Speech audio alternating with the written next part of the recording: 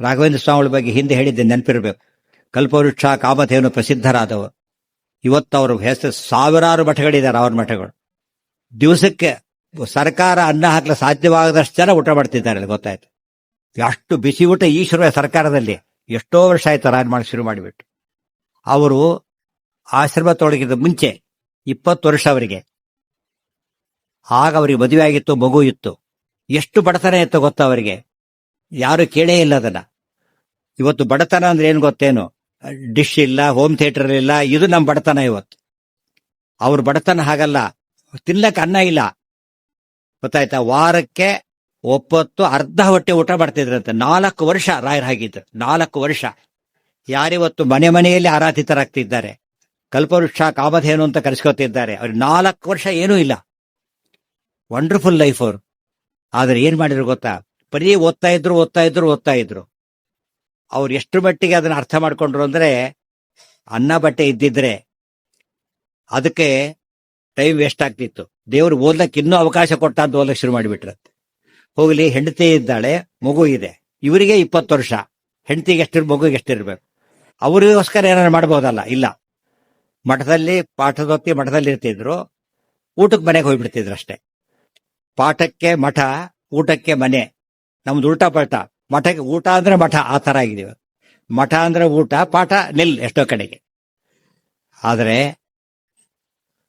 ಮನೆಗೆ ಹೋಗ್ತಿದ್ರು, ಊಟ ಮಾಡ್ಲಿಕ್ಕಲ್ಲ, ಉಪವಾಸ ಕಂಪನಿ ಕೊಡ್ಲಿಕ್ಕೆ. ಹೆಂಡತಿ ಮಕ್ಳು ತಾವು ಉಪವಾಸ ಅಷ್ಟೇ ಕೊಡೋದು, ಮನೆಗೆ ಬಂದ್ಬಿಡೋದು.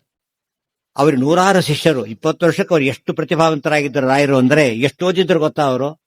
ಸಾಲಂಕಾರಕ, ಕಾವ್ಯ, ನಾಟಕ, ಕಲಾ, ಕಾಣಾದ, ಪಾತಂಜಲ, ತ್ರಯ್ಯರ್ಥ, ಸ್ಮೃತಿ, ಜೈಮಿನೀಯ, ಕವಿತಾ, ಸಂಗೀತ, ಪಾರಂಗತ.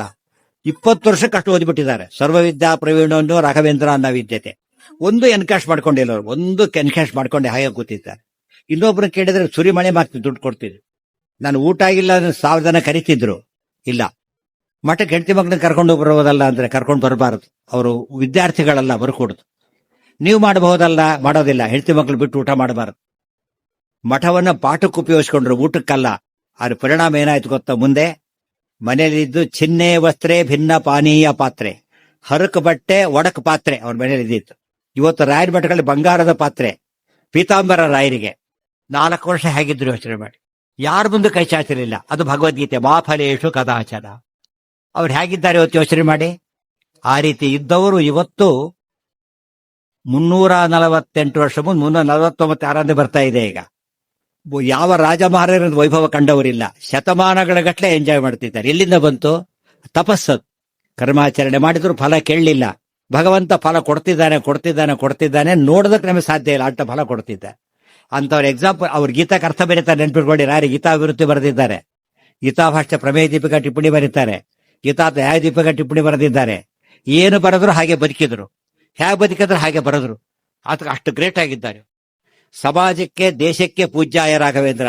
ಇವತ್ತು ತಂದೆ ತಾಯಿಗಳು ಮಕ್ಕಳಿಗೆ ಪೂಜ್ಯರಾಗೋದಿಲ್ಲ ಅಂತ ಕಾಲ ಇದು. ಯಾಕೆ? ಭಗವದ್ಗೀತೆ ಅನುಷ್ಠಾನ ಮಾಡಿದ್ದರ ಫಲ ಇದು. ಗೀತಾ ವಿವೃತ್ತಿ ಬರೆದ ಮಹಾನುಭಾವರು ರಾಘವೇಂದ್ರ ಸ್ವಾಮಿಗಳು. ಅವ್ರ ಲೈಫ್ ಜನಕ್ಕೆ ಗೊತ್ತಿಲ್ಲ, ಬರೀ ಇಷ್ಟಷ್ಟೇ ಗೊತ್ತಿದೆ ಹೊರತು ರಿಯಲ್ ಲೈಫ್ ಬರೆದವ್ರು ಯಾರೋ ಅಲ್ಲ.